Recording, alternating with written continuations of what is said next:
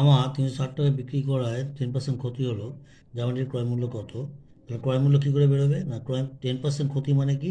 না, 10/100, মানে 100 টাকা যখন ক্রয় মূল্য, ক্ষতি হবে 10 টাকা। তাহলে এই ক্রয় মূল্যকে আমি উপরে রাখলাম, নিচে রাখলাম। ক্রয় মূল্য মাইনাস ক্ষতি ইন্টু অরিজিনাল বিক্রয় মূল্য করলে আমার বেরোবে 400 টাকা, অর্থাৎ ক্রয় মূল্য হবে 400 টাকা।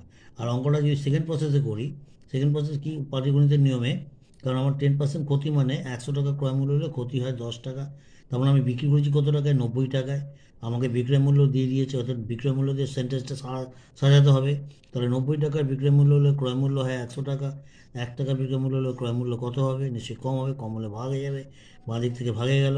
আর 1 টাকা জায়গায় 360 টাকা যদি আমার বিক্রয় মূল্য হয়, তাহলে ক্রয় মূল্য কত হবে? 1 টাকা যদি এত হয়, তাহলে এই টাকা বেশি হবে, ওই জন্য এটা গুণে যাবে। বেশি হলে গুণ, তাহলে বেরোবে 400 টাকা। আর থার্ড প্রসেস, অ্যালজেব্রিক প্রসেসে এক্স ধরে অঙ্কটা করেছি। এটা পরপর দেখো ধীরে সুস্থে।